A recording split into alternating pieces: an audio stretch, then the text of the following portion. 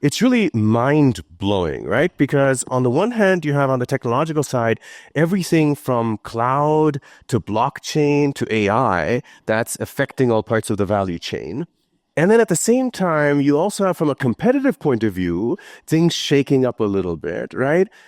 With fintechs, for example, and other players. And then on the regulatory side, as different countries try and take, a different take on the global economy and get an advantage or disadvantage, you see different types of rules which are also in place and experiments, as I call them, running alongside. So it would be fantastic to discuss all these things in any case, but this panel as a whole is absolutely fascinating because we've got the entire value chain that's represented here, right? So, Sebastian, you come to us from Euroclear, and so obviously we've got a fascinating window into the infrastructure side of things, cross-border and other transfer of payments and moving money around. That's fascinating, right? Stephanie, you come to us from MasterCard, right? And at MasterCard, obviously on the payment side, but also more broadly, thinking about the future of all of that. Srini, you work with all kinds of clients and have a nice overview of what's going on. And then Valerie, coming to us from Nasdaq, both on the market side, but also thinking about the infrastructure for the industry, I think we'll have a fascinating dialogue. So I'm very much looking forward to it.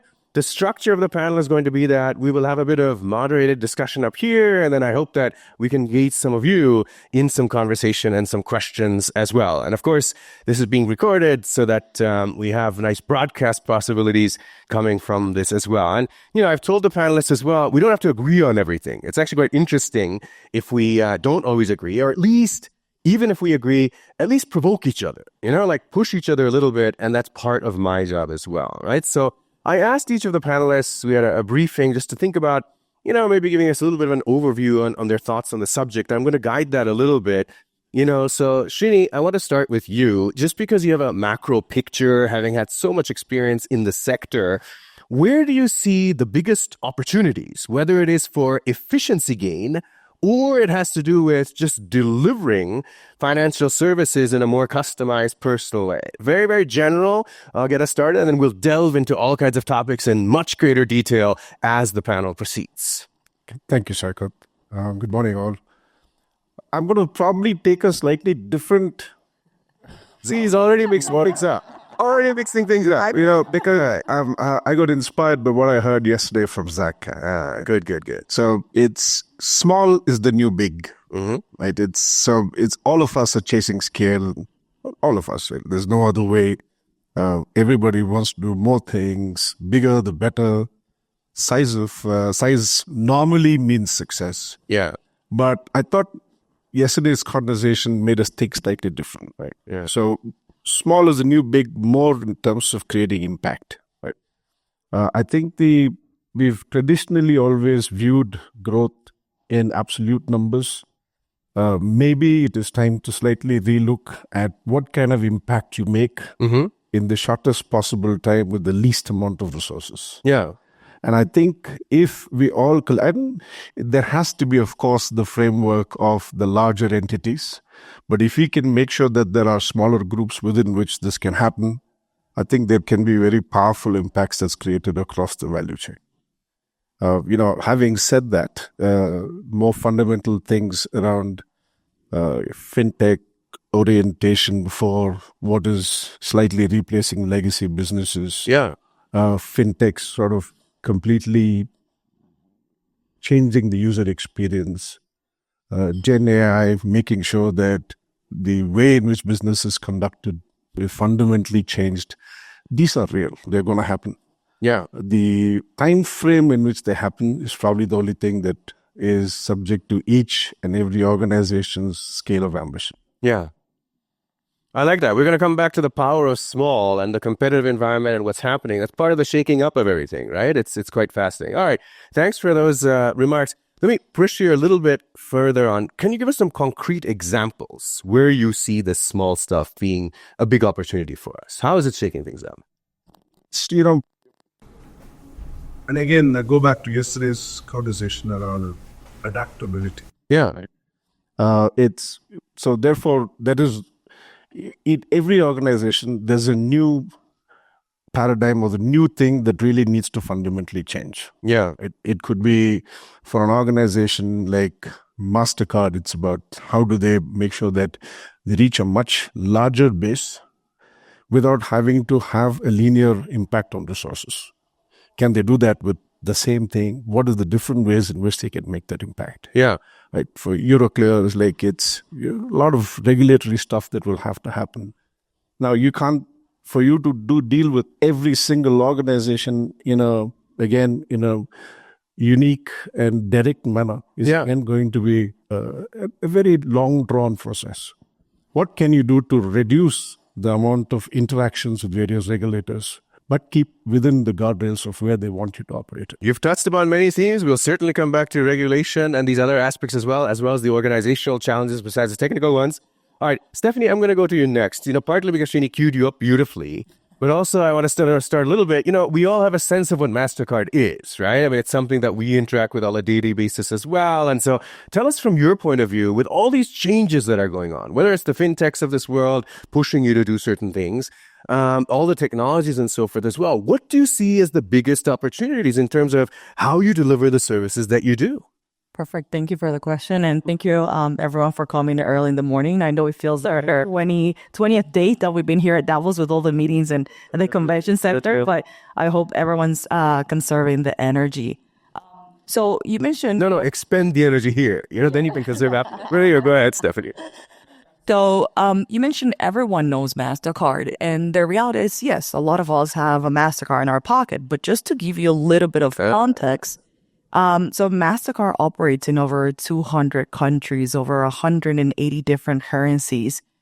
We processed 143 billion transactions just last year, faster than the blink of an eye. So you can understand how fast we process that transaction with 100 million merchants.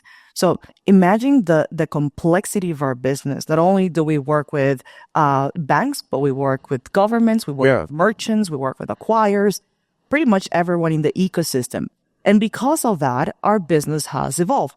So when you ask, who is MasterCard? Yes, it is a payment company. I can be loud, so it's a payment company.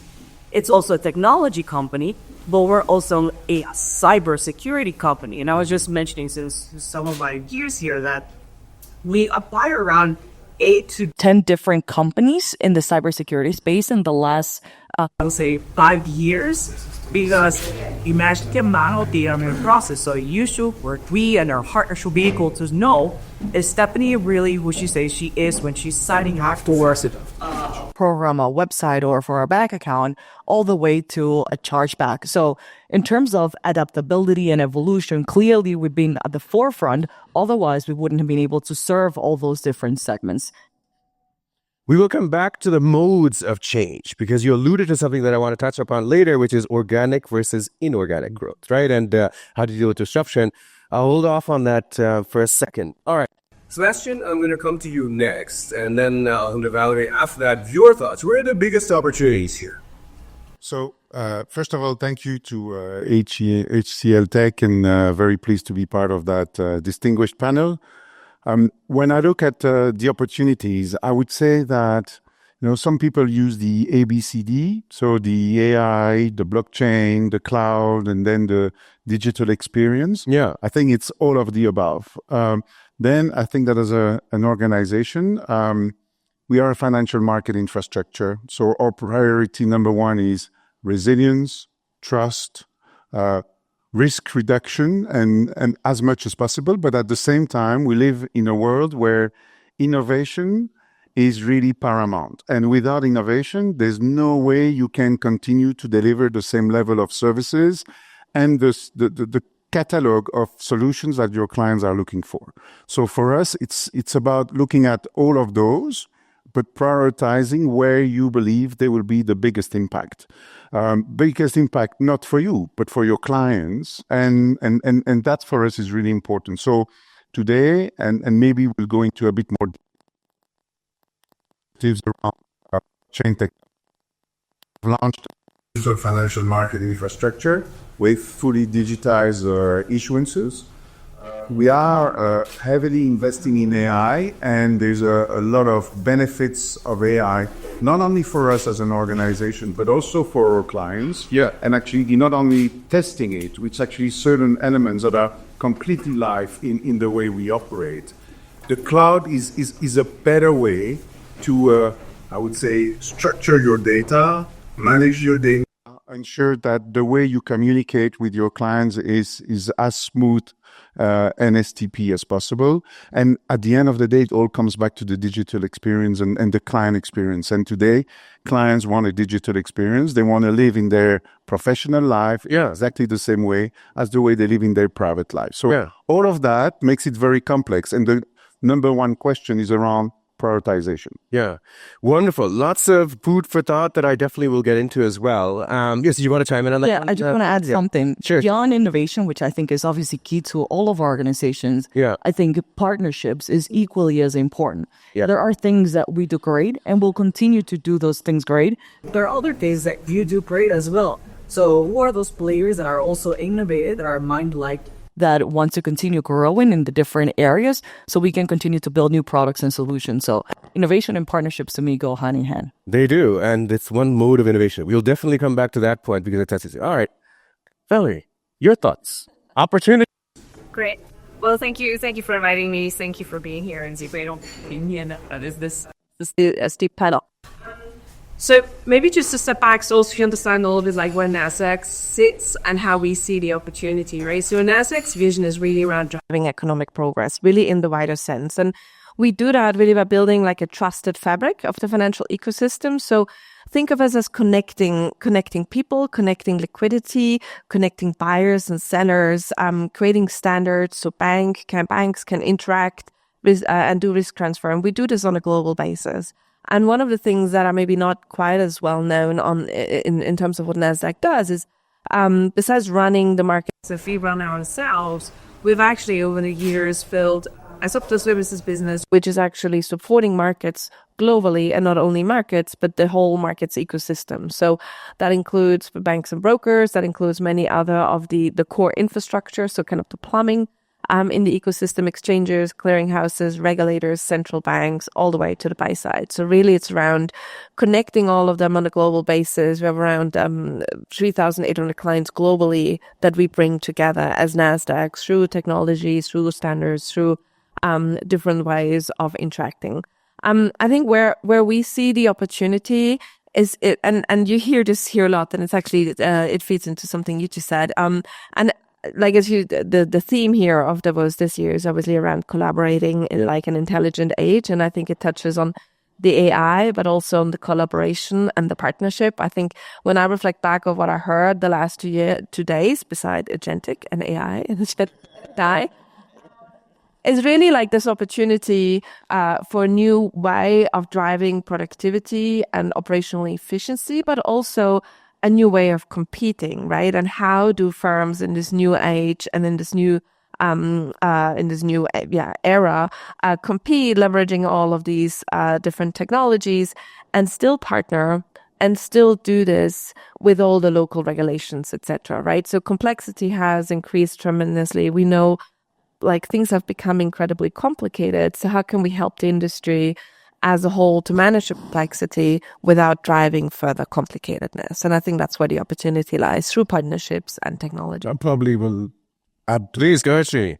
See, the ecosystem and the collaboration themes, was something that I thought was going to come up a little bit later because, that's what I thought typically. That's going to do it. But don't get too much into it because I want a few more things before we get the ecosystem, Srini. Okay? because But it's such an important aspect, and you guys spoke what I want to largely, because it's the service provider ecosystem is probably something that brings all of you in, right? When you talk about the value chain. Yeah. So when all of you talk about the ecosystem and how and collaboration is so important, that's absolute music to our ears. Right? It's like we think that we are probably the sandbox that's going to help integrate a lot of the things that you guys do so that we deliver even better service to our customers. And it's, if we all form that collaboration, it's just going to get even better for everybody. Yeah, and importantly also, what's emerging is technology is a tool and an enabler. The real challenges and opportunities are more on these other sides, which have to do with organization, how do you figure things out, all of that. But before we come to that, I'm not yet satisfied with the opportunity side. All right, so I want to probe each of you a little bit more. Sebastian, you talked about sort of how things are changing. For me as a customer, okay, I still, when I send money around the world, it still takes 3 days. I mean, there's a cute app that I can use for my bank, whether it's Zoom or something else. The backend, and I won't say Swift, but for example, man, that's like 60 years old. And we've got blockchain. We should be able to do this instantaneously. Okay, so that's where I come from. When is that going to change? I mean, when are we, and I know people use excuses, just like in pharma, it's always regulation, always trust, regulation, all that stuff. I agree with that.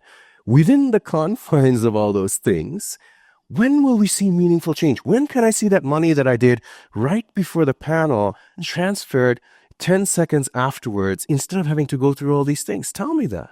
I don't see real radical innovation yet. Go ahead. So Saket, I have to propose you picked on the wrong institution to talk about that. You talk about but I'm happy to tell you a little bit about the securities. Yes, yeah, exactly. So I'm very happy. But come on, you're familiar with the entire Absolutely.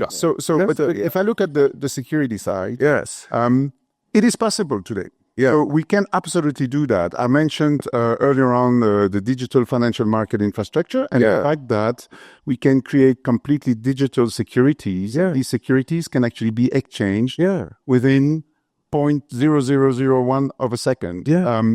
So it works. Yeah. The challenge that exists in the security world is probably twofold. The first one is that you have a lot of players who have decided to create their own infrastructure.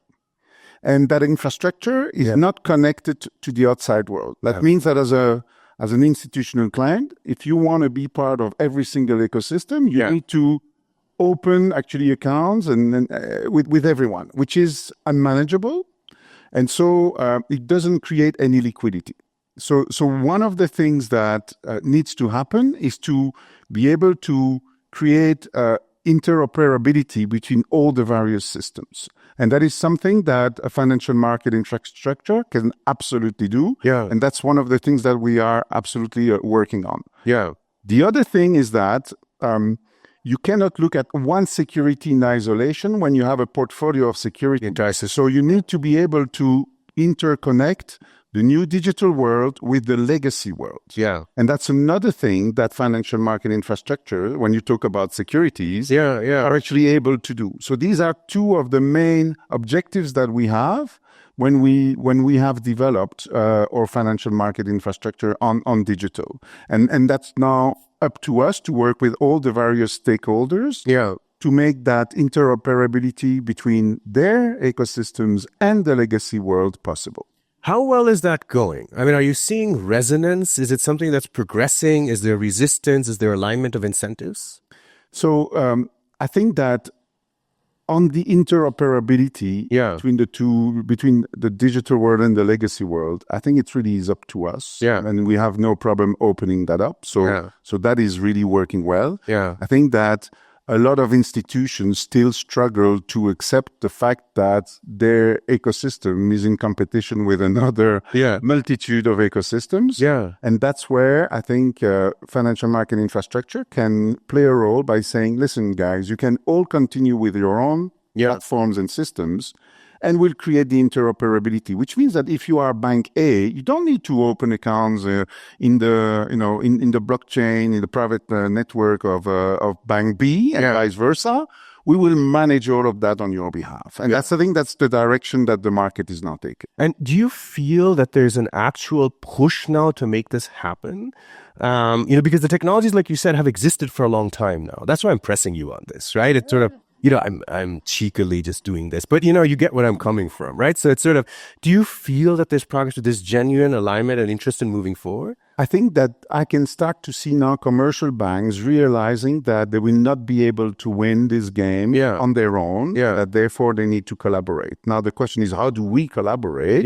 And that's where, again, Euroclear can absolutely play a role. So we get a lot of requests now, and we are also proactively going and talking to those organizations, try to build that interoperability. So I think the stars are not fully aligned yet, but you can start to see that they're coming closer together. That's very good to hear. Stephanie, of course, I'm going to have to ask you this question thinking about payments, right? I mean, what's holding us up? So I want to answer your first question because I'm not going to leave the audience thinking, why are we doing that? We're still moving. You're like, we have progress. Yeah, come on, Know this, but when you ask a question, I was like that, student in school, me, I want to answer. Because I'm very passionate about that topic. So as it relates to remittances, which is more or less where you were going, last year I actually published a paper on the digitization of remittances and how the remittances have evolved in the last few years. So just last year, on remittances were sent $865 billion. Out of that, $155 billion went to Latin America. And from the U.S. to Mexico, it was $65 billion. So it's a huge corridor, right? And you will think that consumers should be able to send money really quite quick and fast. However, when you look at the timing, it could be between 30 minutes to a couple of days. When you look at the price that consumers are paying, is between 7 to 20%, and the UN says it should be less than 3%. So we at MasterCard have been working with a lot of digital players and fintechs to how can we innovate? How can we create new ways? And how can we leverage the different rails that we have? So we already know that when someone sends a remittances between $200 $300, typically a mail, it's someone that has blue collar, and we know that when that money arrives to the other market or to the endpoint, it's typically to pay bills, electricity, cable, water, food. So their lives of the people that receives this money depend on it. So it has to be. But the you say, I fully agree with you. So to give you concrete examples, so things that we've done, we acquired a company in Mexico called Arcus. And Arcus is connected to ACH, and Arcus is also a bill payment aggregator. So we pretty much have 80% of the market. So whenever you're using our rails, well, now you can reach any card in Mexico, but you can also reach with a partner that we have that is called Payson. If in the US, for example, you have a Payson account, just by having the phone number of the person in Mexico, you can generate and send a virtual card immediately that the person can receive that can use at an ATM, at the point of sale, or online. We're also working with another fintech that is called Felix Pago. So when you look at the trusted source for a lot of consumers in Latin America, it's WhatsApp. A lot of the business happen inorganically or organically via WhatsApp. So we're also leveraging WhatsApp to be able to send remittances. So again, so when will this all become mainstream?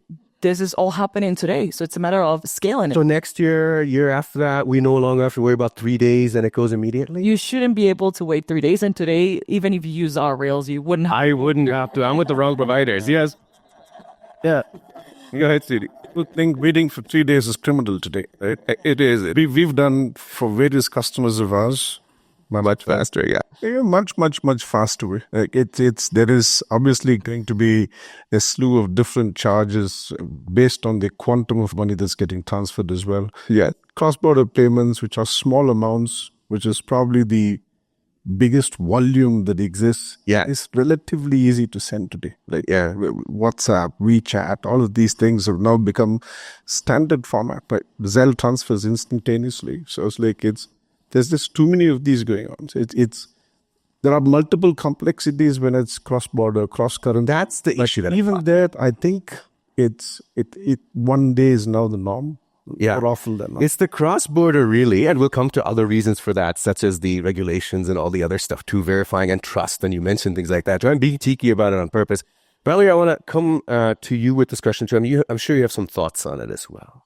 In terms of the next... what's happening? But I'm going to push you a little bit also. Well, you want to just say what you're going to say, and I'm going to push you a little bit further on the market side of things too, okay? So just to give you a heads up. I'm not going to go into the payments. I'm right experts there. I think when we think about where technology is going to take the industry in the long run, like if we think 5-10 years out, like where do we see the opportunity? And I think the way we think of it, and again, like our customers are like the banks, the brokers, like the plumbing and the so it's really for us, it's kind of data and networks, right? So we think there's a lot of value to be created for the industry, for the markets, for the issuers, for the trading participants, by better connecting the pools of liquidity, so you can have more efficient, broader risk transfers and basically mine your pool of liquidities. Really the creating connected tissue. There's lots of debate around like 24/7 trading and like how you create liquidity when you want it, right? At the same time, we have the opportunity for cinema data, as you saw us here. And if we get connect kind of our customers, our system, the ecosystem closer together, and we're actually able to unleash the power that we have in the data, then we can truly help to disrupt the industry going forward. So full lot of this stuff we do it. We do this to some extent today in one of the areas where we work in around fraud detection and AML, debates before. But we truly have a network. We are able to leverage the data not only kind of fraud by fraud or kind of customer by customer, but across the entire ecosystems. We really kind of take the entire learnings and apply the benefit back to everybody. So examples like those where you have the data and the network together and you can create benefit for the ecosystem as a whole, I think that will kind of really drive the whole system up. Is the issue on the data side of Sylvester is also about interoperability, or where's it regulation? Where's the issue on having that parameter data that you're talking about as a prerequisite? Where's the build-up? Yeah, I think it's probably it's not one thing, right? It's not the one excuse, right? I think one is Yes. I do think and like many of us, right? Like we have been on an AI journey, on the data journey for many years, and having good, clean, well-organized data a prerequisite, and it's not easy necessarily. So I think, we have been on that journey for a long time. So kind of, I think we're in a great position and now, and go through hard work, kind of easy to catch up. I think that's water. So being ready with Data is important. I know I heard a couple of people like, oh, you don't need to worry about being ready with your data. I don't quite buy into that. I think obviously now new technologies are coming in terms of AI, so that's all good. That will just accelerate that. But obviously, data governance, data residency rule, data sharing obligations, all of these things play into this. So it's really a journey, and we are going on that journey with our clients hand in hand between technology, regulation, and business value. So let me push you a little bit on it. Actually, go ahead, Srini. I think she makes a very good point. Yeah. Because what happened at open banking some time back, right? There's so much secrecy about people owning bank accounts. Yeah. And they said it's all fine. You share data, share this information with others. And then, the key thing was, how do you provide a much better experience to the customer? Yeah. Here, data, too many people have felt like it's gold. Yeah. And therefore it needs to be retained, monetized, etc.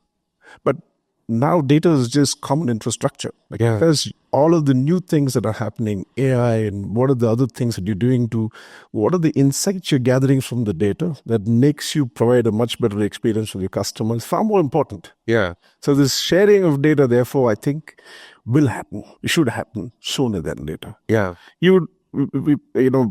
Keeping in tune of the topic, data sovereignty, etc., still needs to be maintained. Right? There's no two ways about it. I mean, everybody here is going to be very clear about it.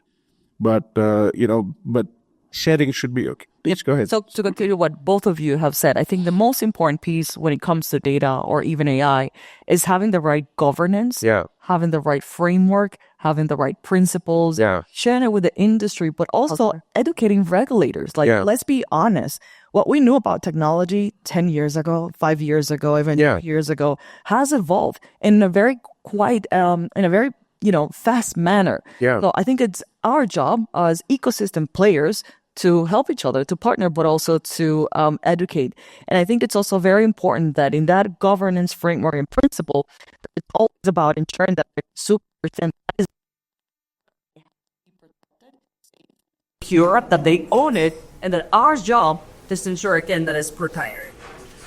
Where did you guys did you say after or something? Because I agree with a lot that has been said, and Srini's comment is an important one for as well, which is around data is now part of the infrastructure, and Or should be at and it least. should be, and I think will be. Yeah. And I think it will be, and that organizations like ours have an absolutely important role to play. Yeah. In terms of the safeguard of that data. Yeah. But also in order to, and I'm going to try to make a point that is not easy for me to do because it's a bit complex and technical, but I think that we can probably facilitate and help fintechs develop their capabilities by having one single data that they could access and one single data sharing hub that they could access, rather than having to connect with multiple organizations. So that is a challenge for a fintech company today. It's like, if I want to work with 10 clients, I need to interact with them 10 different ways. But if we manage to create a system by which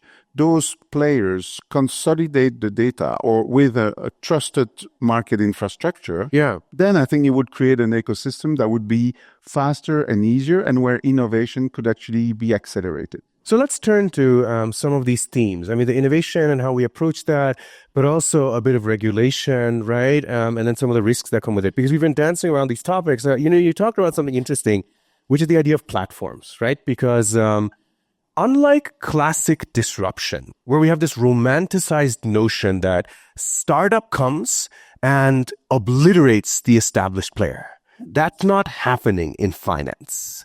Because of the risk part of it, the ability to manage capital, the infrastructure that's required, the regulatory side, all of these things, right? And so the question always becomes, how do we deal with it? A fintech is basically a technology player. They don't really understand how to manage capital or risk, I'll say it, even coming from Silicon Valley, right? I mean, some understand a bit better than others, but mostly they have no clue.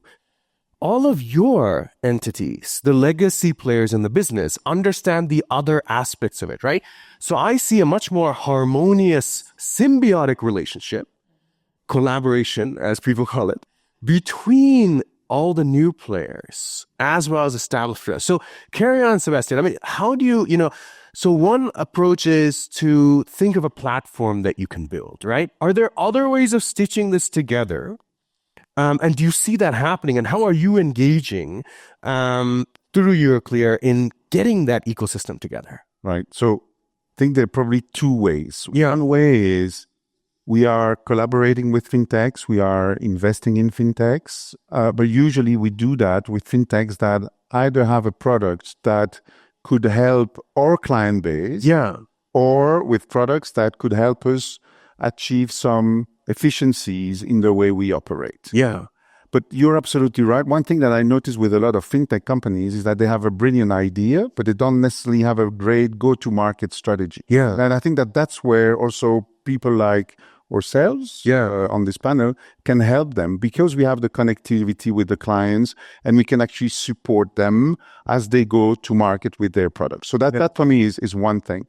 And the second thing is, I talked about a data sharing hub, something that we have launched, and where we're basically saying to fintech companies, you can come and connect directly here with your life much easier. And so the cost of entry is going to be much lower for you if you do that. So I think the two together actually help moving in the right direction. But there's one thing we need to keep in mind is that a fintech only resolves usually one little part in a very complex value chain. And that's probably why you don't see the disruption that maybe you have expected to see coming from Silicon Valley. But no, it's not that straightforward. Shiri, what if I want to add this Stephanie on this? This is what I was alluding to earlier. This is the place where there's an orchestrator, service provider like HCLTech comes big. So we build the ecosystem of these edtechs. Whatever the sliver that they do, but they do very well. Probably so unique, very small, but big in that. So those are the things that we take across probably multiple fintechs or what we have ourselves. that we then put together to make it as a proper solution for So, Srini, let me actually follow up on that. So, are you seeing uniform approaches or are you seeing differing approaches in how people stitch together the ecosystem? Absolutely no uniformity. Yeah. Right? That's how it is. That's the nature of it, right? It's you don't want to stifle creativity. Yeah. You want to make sure that proliferates and as wild a fashion as it can. But then you bring it to some order to reflect on what the customer needs are. I'm sure Nasdaq does that effectively as well. Yeah. Yeah. Stephanie, so actually, go ahead. You wanted to comment? Yeah, I think kind of in terms of stitching the ecosystem together, from our perspective, it kind of needs three pillars, right? One is platform, which is what you said, right? Like the ability to manage data well, to scale, to kind of operate on a global basis, yet be regional and kind of deliver all the value around resilience, etc. Right? That's kind of like your baseline. That's where you start. The second part is, and this ties back into like the whole regulatory piece, we're working with a number of new technology providers that really help us to kind of be global, to be local, to overcome some of the tech challenges, the regulatory challenges, like how do I make sure I keep the data where the data residency obligation sits? They'll learn from it and apply kind of global learning. So, and you have to lean into tech, right? Like we can't go back and say, oh, let's go on-prem, right? Like that's not the solutions. And then I think the third part, and we haven't really spoken, well, we've spoken a little bit about it, which is having trusting partnerships. Yes. Right? Like tech is all great. You can do all of these things with technology and with data. But unless you have actual people you work with that you trust, that you actually believe they have the right culture, they have the right governance, they have the right mindset, not going to go anywhere. Right? It really takes all three. So let me follow up on that last part, right? Which is, have you found trusted partnerships with some of these players? Yes, I mean, that's kind of what we do all day long. And trust is super important for us culturally, just as part of Nasdaq, where we sit. If you think about us really as kind of plumbing, as where we come from, like the underpinning, and just even like all the way, if you go back to what is a market, and why do people come and trade and agree on a certain price, trust is the core ingredients. If you don't have that, the market doesn't work. So kind of our foundation. That's the foundation. That's the foundation of financial transactions as a whole, right? And we need stability in the system.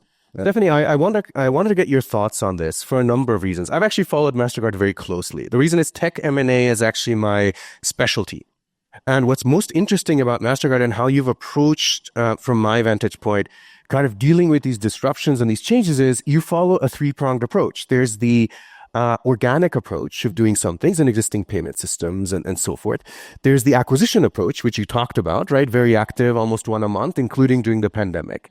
And then there's the investment in startups and partnership type play as well. So the entire array of strategies in order to deal with this, put together the larger ecosystem, but also to kind of, play with different approaches because you don't know. There's a lot of uncertainty. What will be the winner? And what will be the standard afterwards? So that's the backdrop against which I'm also curious about Europe time is. So partnership is part of our as we wouldn't be able to do what we do if it wasn't because of, again, the issue. The players, the fintechs, the merchants.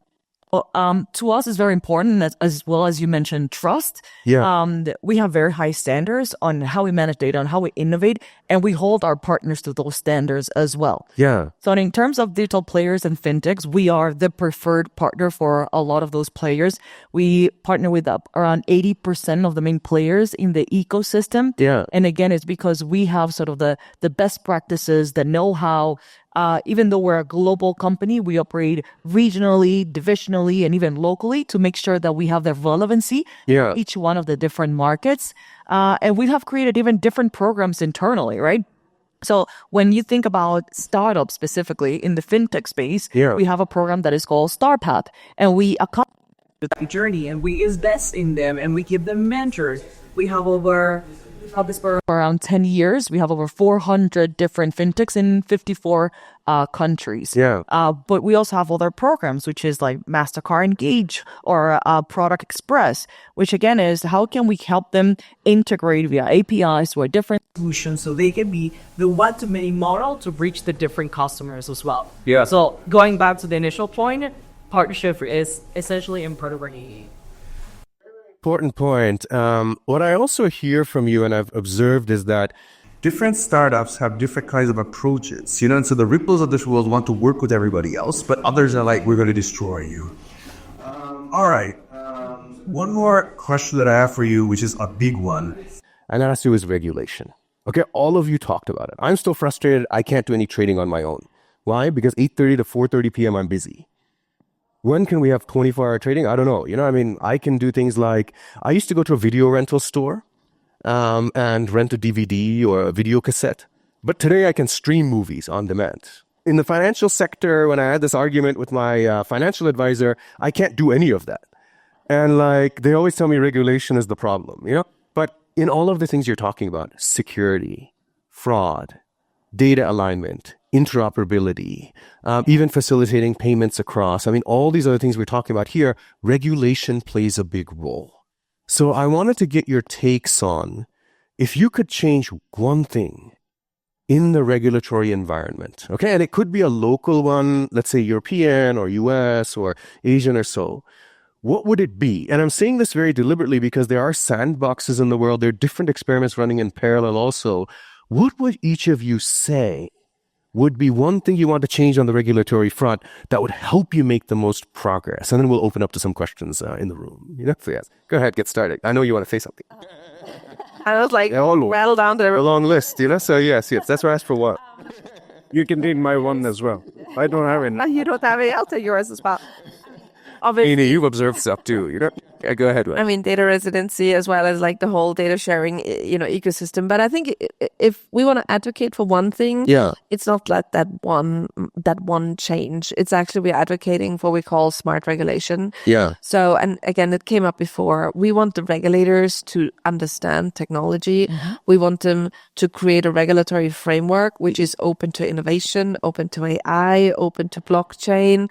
And not stifle, but actually empower in a safe and secure way. So we want them to kind of change the way they're thinking instead of being overly prescriptive on certain things, to actually create a bit more of an enabling mindset, a smart mindset in terms of seeing what's happening around us, making sure we're not left behind, and set more like a set of guardrails of how to work within a certain set of boundaries, but still enable growth and opportunity, and not try to get ahead of technological change. Regulators can't, right? So how do you create a smart regulatory framework that's aligned with it? So a balance between allowing innovation to prosper and experimenting a little bit, but while making sure that nothing bad happens, essentially, right? Yeah, so, and not being so, like European precautionary versus US permissionless. We need something in between, right? So it's, being smart, and again, don't try to predict the future. Nobody can, but try to kind of align it. Yeah, I like that, which is very hard in an industry like that where you always seek predictability. Srini, you do get a voice in this too, because you observe this from the client point of view as well, right? You see their challenge. Yeah, ours is secondary impact, right? Yeah. We don't have to go through the pains that all of you. Yeah, but your clients do. Yeah, they do. And, I think ours is referred pain. So we help them navigate this. Yeah. And of course, there's always regulators coming in the way of saying, do this with external providers, don't do this. Yeah. We would love carte blanche from regulators. Which is not happening, but yeah. But that's what you would wish for, so that's what I asked for. Yeah. Stephanie? I think I'm going to repeat what I said, and I can fully agree with you. It's, again, we don't want the regulation to prohibit innovation or to not enable us to continue to innovate. Yeah. Because today we have blockchain and crypto and cloud and so many other things, and there will be more things that will come along the way. Yeah. But to your point, I think if we have the right framework, the right guardrails, if we dedicate the time to educate them on these new technologies and the impact that it will have in our society and how we're going to be a better society because certain technologies, then I think we will operate in a much better and open environment. But again, I think the guardrails are always very important. Yeah, they have to be in an industry like this. Sebastian, your wish? I agree with Valerie, Stephanie, and Srini. So all of the above, but I would. So now you get a license to add one more, right? So I think there's one element which for me is important, is to try to have a bit of consistency and harmonization as much as possible between regulations on a global basis, because sometimes when you are a global player, you need to operate in an environment where one country goes in a direction and one goes in another one. Yeah. And I think that having maybe a bit more coordination among regulators on a global basis, at least those that matter, would actually be helpful, because sometimes you can see regulations that are not necessarily very aligned and expectations that are very different. So let me just follow up on that. You can look at the difference in regulation in two ways. One, of course, it's not coordinated and not harmonious. The other is there are experiments running where you can kind of try different things in different places. As an innovation guy, I think of it as, let me leapfrog in some places and try it out and see what happens. If there's a disaster in one place, at least it doesn't happen elsewhere. But I get to have 5 experiments running. Do you not see it that way? Well, let's say when I see, for example, at the digital sandboxes, every country has gone with its own approach. But then, as a market infrastructure, we are expected to play in each and every single one of them. Yeah. And the playbook is different in each one of them. So, okay, for them, it's a 1-to-1 exercise. For us, it's a 1-to-N exercise. And that's what really makes it complex. So I hear your point, Sekat, but I also think you need to appreciate that on our side, we also have limited resources. Of course. And we cannot always satisfy everybody's needs. So maybe that will force us to make decisions then and to say, sorry, guys, I'm not going to work with you in your country. Yeah. How does that feel? Yeah. So that's where I think we need to find the right balance. That's the trade-off. Yeah. All right, Srini, since you didn't really get to say anything on the regulation side, I have one important just question for you to observe before I open it up. You work with a lot of leaders. Do you think the leaders of these companies are equipped and ready to make all these changes we've been talking about today and drive forward that disruption to make good things happen? Absolutely. Absolutely. And, it's the world's going to be a very, very different place in a few short years from now. Yeah. I think everybody is hungry to do new things. Yeah. And if the impact can be created in the shortest possible time, by all means, of course. Love it. Love it. All right. Let's open it up to some of you. Morning, the Digital Salt Thank you for Women in Science. That was a great panel. I'm sorry to be that guy, but I was wondering about cryptocurrency and its future in financial services. We've got a pro-crypto administration in the US. Bitcoin's, its highest valuation ever. We're seeing applications in banks with Ripple's XRP. So I just wondered, how do you see it moving forward? Is it something you're looking at? And Great. The questions for us at MasterCard. Playing a role in crypto for the last few years. Obviously, we've seen we had like the hype of crypto to 2020, then actually came down. It's coming back up, as you said. The US is very open to continue to invest in crypto and bring more type of technologies related to digital assets, not necessarily crypto. We personally all work a lot with the crypto exchange called the off-ramp and the on-ramp. I'm seeing a lot of new use cases on stablecoins, specifically on the remittance space, whether it's on individual basis or even on the commercial B2B space.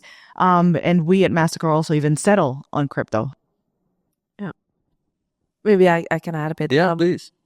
So, you never know, right? We've been through this. But generally, I think our belief at the moment is crypto will go more mainstream. So not so much as maybe as your crypto, but more the digital economy, money, and how you use it as collateral, margining, basically more factual holder, didn't go institutional. So I think from our perspective, that's the size of everything that's happening around the markets. What's interesting is how it's actually going to ripple through the entire ecosystem. Yeah, exactly. Maybe on my side, because we're more in an institutional world, what I think is going to happen is more central bank money that will be digitalized. So I can see that happening, and I see a few initiatives from central banks to do that in the US, in Europe, in Asia. So for me, that will happen. But in the institutional world, I don't think crypto has a role to play yet. Who knows about the future? Nobody, and I will not pretend that I know. But I think CBDCs, for me, is certainly something that we are exploring and where we've actually had some test cases together with central banks where, coming back to digital nodes, we've got digital nodes that actually settle with central bank digital currencies. So these things actually already happen. Not mainstream, but they are already happening. And I think we'll see an increase in the tokenization of assets as well. Makes sense. Look, every great discussion. Is there a quick one that we can take? Is that okay? Quick one. One quick one, and then I'll wrap things up. It takes me a long time to introduce myself. I can be quick. I just spent a couple weeks ago in El Salvador. Yeah. Beautiful beaches. Amongst other things, really a true adoption of blockchain and Bitcoin. So can you guys expand on what you could share with us publicly, more of what you guys are doing to have your platform embrace the blockchain, embrace cryptocurrencies, and embrace different type of ways to interact, just for the whole customer experience. For example, you're seeing Amazon stores where, people are not using cards. They're registering in their platform. There's a centralized, central payment system where you could have a PCI compliant gateway. So you don't have to be swiping your card, or, card not necessarily present.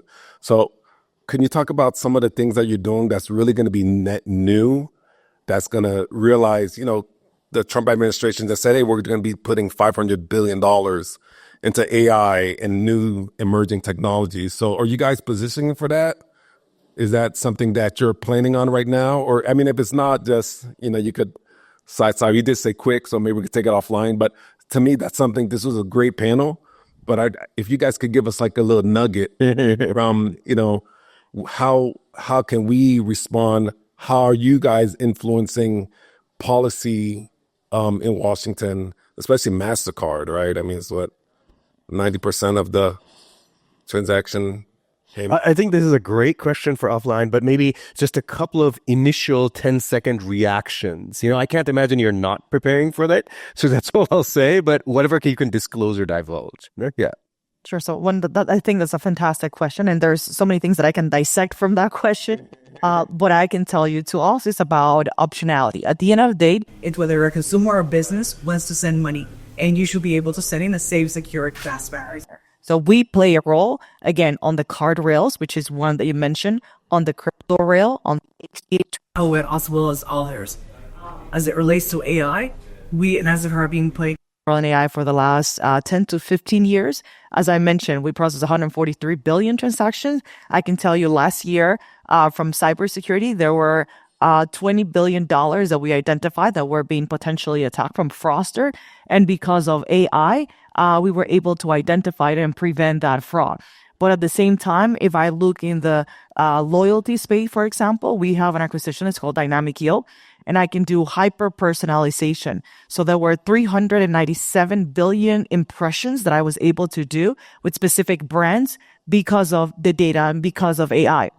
To give another concrete example, with one partner, I was able to do 500 unique marketing campaigns in one day because of AI. So again, AI is not new for us. We've been using it for many years.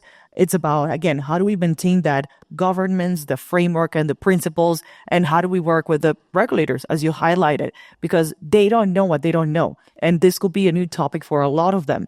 But bringing the use cases and that framework that I mentioned will help us advance the agenda. So in a few minutes, hopefully I answer your question. Melly? Well, very briefly, we have a lot of products all for the institutional space, and we're basically getting everybody ready throughout literally every product we have through crypto. So if you think about risk management, surveillance, every single one gets ready for banks holding crypto, for settlement being done in crypto or digital assets. So we are basically getting the entire ecosystem and technology stack. Obviously, we have a lot of technology solutions for the exchanges, the crypto exchanges, etc. So we do a tokenized clearing system. So everyone across, so we think it's going to probably be everywhere. So we're getting everything ready, yeah. And similar on the AI side, it's going in everywhere, yeah. Wonderful. All right. Well, every great discussion unfortunately runs out of time. It's been my extreme pleasure. And before we thank the panelists, I just want to do a little wrap up and just some of the lessons. I've learned so much, and thank you for bearing with me. I just had to be a little pushy on some things, and and get us thinking. But I learned so much. I mean, look, I'm very bullish about the disruptions and how the industry and the sector and all parts of the value chain are going to really completely look different in 5 to 10 years from now, right? Maybe even sooner. I'm very excited about that. Obviously, it's not easy because we've got issues such as security. We have to deal with the opportunities of technology, but also the risks that come with it, right? And other challenges that happen. Harmonizing regulation, or at least being able to experiment in some sort of careful way so we can make some progress while at the same time protecting the entire system. Is, of course, absolutely critical in the process, but also, the challenges aren't really technological at one level. It has to do with understanding how to work with each other and being organizationally there. None of us is going to be able to deal with this on our own. And so this idea about collaborating, building ecosystems, trying different modes in order to deal and adapt, but also stitch together these ways of working together so that we can transform the entire system, I think is going to be the future. And all of you have given us such a tremendous both insight, but also confidence that is where the system will be headed. So thank you so much for being here and sharing all with us.